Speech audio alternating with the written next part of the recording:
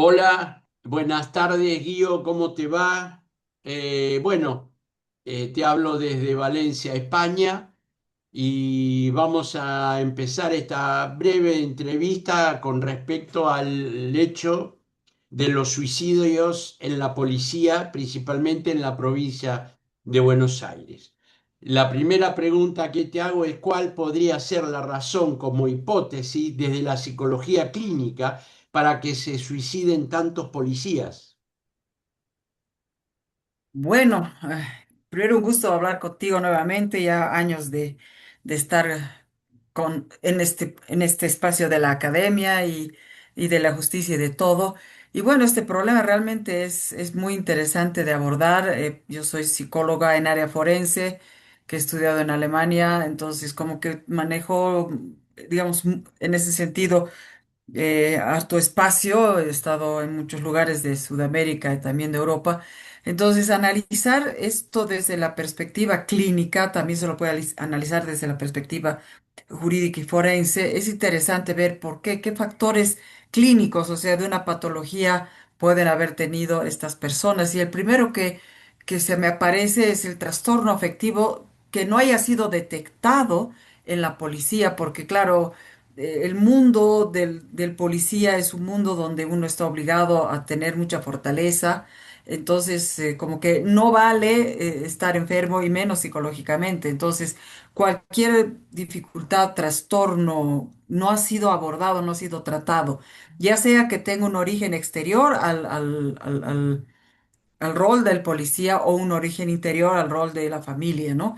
Entonces, se ha podido ver estadísticamente que hay mucha prevalencia en depresión en los policías en general, por la afectación que sienten y también por esta situación de em, están expuestos a mucho dolor y ese dolor no lo pueden canalizar en ningún lado, ¿no? Entonces, esa es tragar dolor sin poder devolverlo, sin poder elaborarlo, entonces los viene calando y más allá con todos estos, la exposición que tienen a diferentes horarios que no los hace descansar, etcétera. Son muchas razones que pueden terminar en una depresión. O por último, algo no tan grave como una depresión, sino una distimia, es decir, una situación, una permanente situación de tristeza, ¿no? Que no es tan fuerte como una depresión. O también pueden haber episodios mixtos entre irritabilidad e impulsividad. Y eso es algo que no está diagnosticado porque el medio no te lo deja. Y porque hay una resistencia para consultar por el estigma que se tiene, ¿no? Entonces, la hipótesis en este caso sería que hay una tasa bastante elevada de trastornos del estado de ánimo, si lo generalizamos así, no tratados que incrementan el riesgo suicida a la larga bajo cualquier tipo de detonante. Un segundo elemento clínico podría ser el que está relacionado con el trastorno de estrés postraumático. Esto es porque los policías están permanentemente expuestos en situaciones a la violencia, a la muerte, a escenarios traumáticos que siempre se les viene repitiendo y que tampoco tienen la posibilidad de elaborarlos, de trabajarlos. Entonces, esto se va repitiendo con diferente tipo de sintomatología, como es la reexperimentación, porque cada vez viven situaciones parecidas, entonces se acuerdan de las pasadas y se van sumando y la ansiedad va subiendo, entonces terminan siendo unas personas en hipervigilancia o tal vez se van al otro extremo con un entumecimiento emocional porque es la única manera que tienen para combatir ese exceso de emoción traumática y esto puede resultar en que se pongan muy irritables o traumatizados o con un desgaste de empatía, poco para mantener su fortaleza, dejan de sentir, porque evidentemente nosotros vemos una escena terrible y nos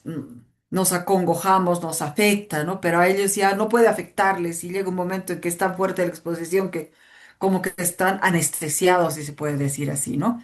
Entonces, todo esto es una hipótesis del trastorno de estrés postraumático crónico, de alguna forma, especialmente no tratado tampoco como la anterior situación, que actúa como un factor de riesgo adicional, ¿no?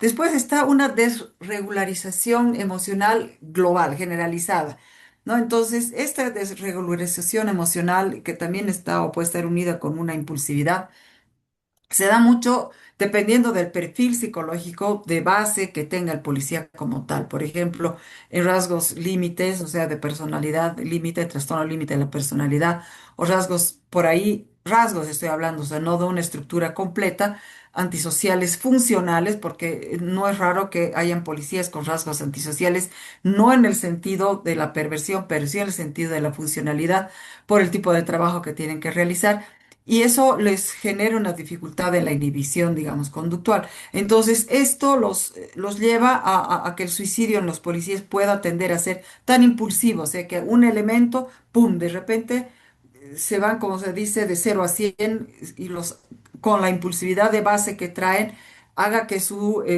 tendencia suicida se vuelva más letal, ¿no? Además, porque tienen acceso a un arma de fuego. Entonces, la hipótesis en esta situación sería la combinación de la impulsividad junto al acceso a medios letales que aumentan la letalidad en estos intentos de suicidio y que también la hacen a un suicidio consumado. Por lo tanto, por otro lado, podríamos ver también que hay mucha policía que por la ansiedad que sienten, tienden una facilidad a tener un abuso de las sustancias, ¿no? Porque vivir en una constante ansiedad y una constante tensión es algo muy agotador, entonces son personas que pueden querer buscar relajarse un poco a través del alcohol o a través de algún tipo de droga que un poco los controla, los relaje como tal, ¿no? Entonces, utilizan el alcohol como un regulador emocional o un uso también de psicofármacos sin supervisión, por lo tanto, el efecto también puede ser muy dañino. Y en ese sentido, la hipótesis sería que el consumo sería problemático, digamos, y actuaría como un desinhibidor y amplificador del riesgo suicida. Y el último elemento dentro de estas hipótesis de la psicología clínica estaría que las crisis vitales no estarían del todo elaboradas por el policía, ¿no?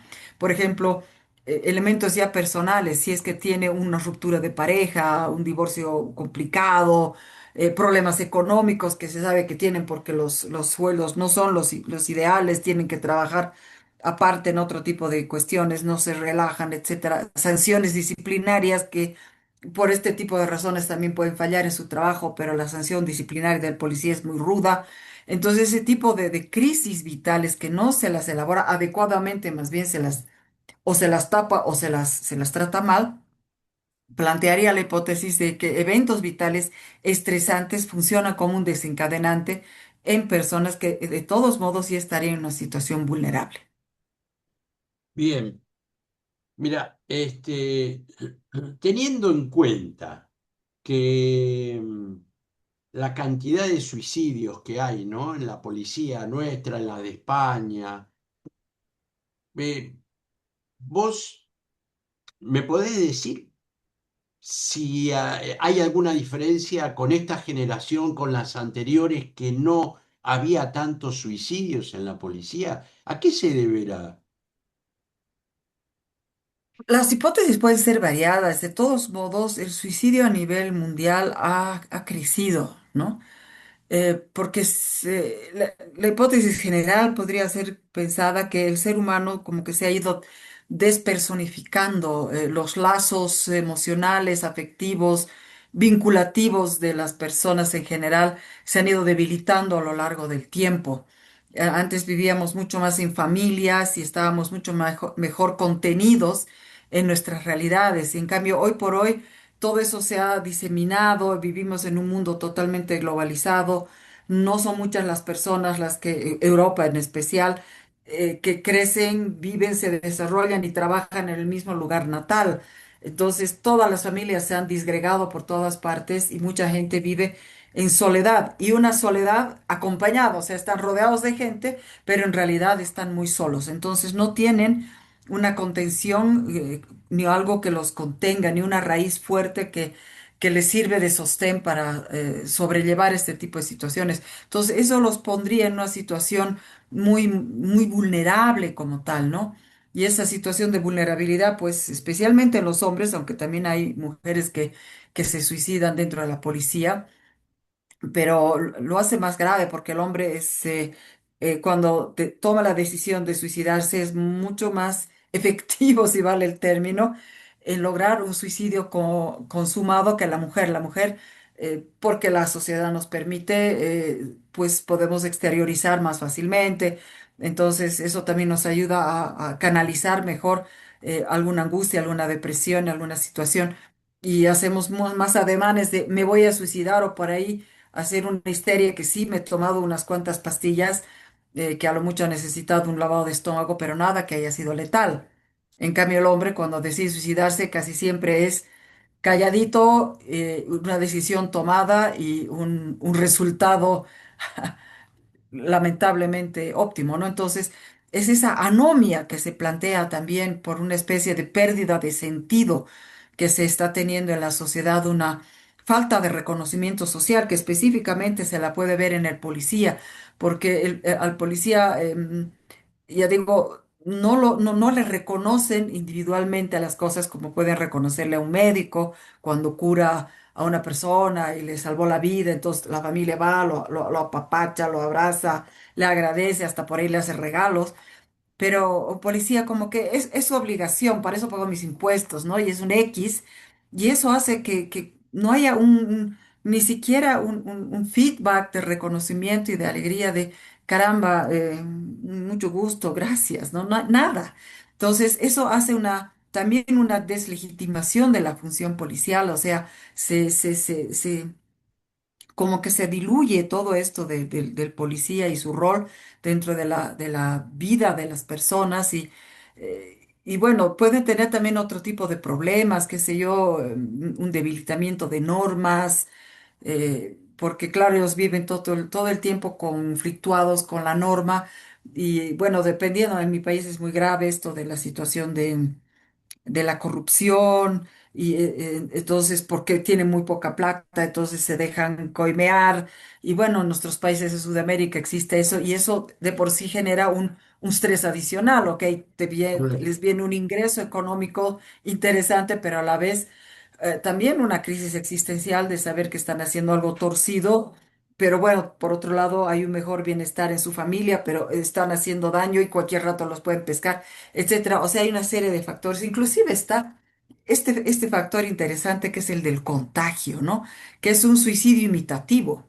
Se ha dado en muchas situaciones, tal vez, bueno, tú, Ernesto, te ubiques, hace 800 años hubo una chiquilla que era muy conocida en la televisión en algún programa de jovencitos y de todo, y que era muy popular entre los adolescentes y parecía que era una mujer, una jovencita muy exitosa, muy bonita, que toda la vida le sonreía y terminó suicidándose y a ese suicidio le ha seguido una serie de suicidios de jovencitas que eran sus admiradoras. Mirá, Ahorita no recuerdo el programa de televisión que daban, pero realmente ha sido espantoso porque como se transmitía inclusive a nivel nacional, el programa era peruano, ha generado una ola de suicidios en chiquillas que ha sido impresionante porque era su ídolo, ¿no? Y si su claro, ídolo se suicida, pues, bueno, ya que me queda a mí, ¿no? qué increíble. Entonces, a partir de ahí se ha estudiado mucho este efecto suicida imitativo y se ha visto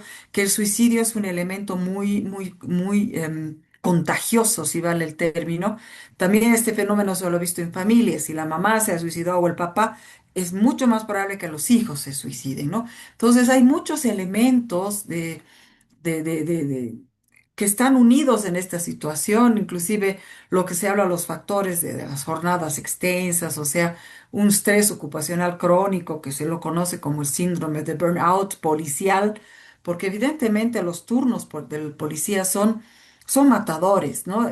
Son poco considerados con el biorritmo físico, biorritmo del ser humano, que el ser humano es circadiano. Sí, ¿No? sí, sí, Entonces, sí. esos elementos son terribles. Son inhumanos los horarios. Son inhumanos, ¿no? Porque nosotros tenemos, claro, todo está así bonito, el círculo, digamos, de una oficinista es siempre el mismo, entonces, claro, las presiones se pueden sobrellevar de mejor manera, son 5 días laborales en un horario de entrada, salida bien fijo, fin de semana, uno sale de la oficina y se olvida de la oficina hasta el lunes.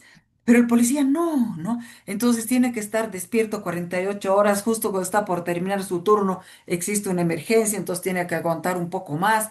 Entonces eso hace que nuestros ciclos circadianos, ¡puc!, se puedan disociar, ¿no? Y de repente todo se mezcla y eso genera un trastorno en la psique del individuo que a la larga termina precisamente en lo que se llama, o puede terminar en lo que se llama depresión endógena, ¿no? Con todo este agotamiento emocional, con este desfase psicológico, inclusive llegan a despersonalizarse las personas y una muy baja realización personal, porque no hay siquiera un aliciente que yo veo en el policía, por lo menos en el de rango bajo medio, ¿no? O sea, es es una anomia espantosa. Yo les tengo mucha consideración a los policías, o sea, los veo en la calle y cuando estamos así en problemas, me acerco a ellos y me miran con cara muy extraña porque aquí es muy horizontal la situación y muchas veces les digo, gracias por su labor y me miran así como que están tan acostumbrados a que la gente los riña que no me creen cuando yo les agradezco, les digo, en serio, o sea, yo les agradezco porque es una labor muy complicada la que realizan ustedes. Yo les agradezco, señorita o oficial, inclusive cuando me ayudan a cruzar la calle, a la universidad, es una calle muy, muy, muy concurrida, y gracias, oficial, mira, sí. O sea, porque están acostumbrados inclusive al maltrato de la Sí, gente, ¿no? O sea, desde el oficial más sencillo hasta digamos que el medio, porque los de arriba son los que mandan y no están expuestos a toda la situación que es precisamente a la población del suicidio, ¿no? Entonces, es una población que vale la pena estudiarla y tratarla y realmente eh, esto de la prevención a mí me parece algo muy importante también. con respecto a la prevención, ¿qué podemos hacer utilizando la psicología forense para bajar, aunque sea un poco, la tasa de suicidios? ¿Qué es lo que tendríamos que hacer o qué es lo que tendrían que hacer aquellos que tienen la responsabilidad de mandar, de cuidar a la policía, de dirigir, tanto sea político como jefes, ¿no? Primero yo diría habría que estudiar el fenómeno de forma más personalizada en el sentido de dónde se produce el asunto, porque no es lo mismo que analicemos a un policía, como tú decías, en Buenos Aires federal, la población, el tamaño de Buenos Aires es una ciudad inmensamente grande y con otro tipo de problemas que tal vez la ciudad de La Paz, que nuestra ciudad es mucho más chica, por ejemplo, pero vivimos todos los días, ya a la calle principal le decimos el marchódromo, porque todos los días hay bloqueos, hay marchas, todos los policías tienen que salir, intervenir, romper los bloqueos, lanzar gases lacrimógenos para despejar las vías, y eso es en la calle principal de la ciudad, entonces Claro. están ellos permanentemente con el Jesús en la boca, aunque el ambiente es más chiquito, ¿no? Y o sea, como que cada ciudad y cada contexto tiene sus propias especificaciones. Entonces, y especificidades. Ahí habría que hacer un estudio específico digamos, individualizado. Entonces, una vez que hemos hecho este diagnóstico individualizado, deberíamos ver de generar programas, tal vez, de detección temprana obligatoria. Así como se hace en otro tipo de carreras o de profesiones, que por ejemplo a un piloto de avión cada 3 meses por regla en los transatlánticos que se tiene, transoceánicos los pilotos, y se los ve si están en una situación estable, se los ve en algo que tiene algún problema y simplemente se les suspende el vuelo hasta que se estabilice. Y esto es una norma, listo. Ok, nadie dice que cada 3 meses lo hagan con un policía, pero debería haber una cuestión dentro de lo que es el manejo de recursos humanos permanente para darse cuenta qué tipo de problemas tiene el policía, qué sé yo, cada 6 meses y ver si lo podemos, digamos, reubicar por algún tiempo para que no esté en calle. ¿No? Eso es un elemento importante y esa evaluación existe, no y yo me parece que debería ser específica para el policía y o para el militar, que es digamos, una evaluación psicológica para una suspensión o cambio de labores por causa psicológica, ¿no? Y simple es un cambio, porque yo digo, a un policía no lo puedes votar porque lo dejas sin trabajo, pero sí le puedes modificar su trabajo. Si tiene un trastorno de estrés postraumático, que es demasiado grande, no lo pongas en calle, tiene que estar en Claro, archivo, en oficina, no puede dejar de ser policía mientras se supera. Y eso tiene que ser cubierto por el Estado, porque es el Estado el que financia a la policía. Es una enfermedad laboral y esto lo plantea la OIT, no, o sea, no me estoy inventando, es una enfermedad laboral. Este policía ha generado trastorno de estrés postraumático por trabajar en la policía, ¿no? Entonces, por eso hay que detectarlo y si uno ya lo ha detectado, hay que tratarlo y hay que ver que las otras personas, los colegas, no le hagan un acoso laboral porque se ha enfermado psicológicamente porque nuestra cultura, subcultura y manera de ser, si te rompes tu brazo, por ejemplo, ¿a quién mejor que decirte a ti? ¿No? Todo el mundo te, oh, Ernesto, y te da palmaditas en la espalda. Pero si tú generas una depresión, porque qué sé yo, lo que sea, eres un débil de porquería, ¿no? Entonces nadie te da una palmadita. Entonces hay que hacer entender que la salud mental es igual o más importante que la salud física, porque si tú estás mentalmente mal, no puedes trabajar físicamente tampoco. Entonces, ahí es que hay que hacer evaluaciones psicológicas periódicas, reales, permanentes, ¿no? sí, sí, Protocolos inclusive post-incidente. Si un policía ha participado de un evento que puede haber sido traumático, lo evaluaremos por si acaso, veremos en qué anda. Cuéntenos cómo se siente. ¿Está bien usted? ¿No necesita un día libre? No sé, algo que también le dé más ánimos, ¿no? La sí, restricción temporal de armas en casos de riesgo. Y eso se ha hecho inclusive en mi país porque se ha visto no tanto suicidios, sino lo que se ha visto mucho es feminicidios, porque tienen el arma a la mano claro, y su impulsividad la canalizan con su pobre esposa o sus hijos y ¡pum!, ¿no?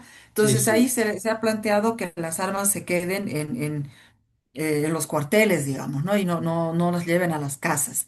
Intervenciones sobre una cultura organizacional, o sea, hay que analizar cómo va la cultura organizacional de los diferentes estamentos de la policía, porque el clima laboral que se puede generar en la policía es de elevadísima tensión emocional, ¿no? Entonces hay que ir evaluando eso permanentemente, o sea, tendría que haber psicólogos expertos en talento humano, en recursos humanos, en análisis permanente de toda esta cultura organizacional, de clima organizacional, una serie de factores que vayan cuidando ese ambiente emocional del policía en todos los aspectos y vaya también, por otro lado, desmitificando que el que tiene problemas psicológicos está loco o está fuera de foco o debería reubicarse de la policía, etcétera, y que tener un problema psicológico no es algo vergonzoso, sino es algo humano, ¿no? O sea, es correcto. cambiar por eso la cultura organizacional.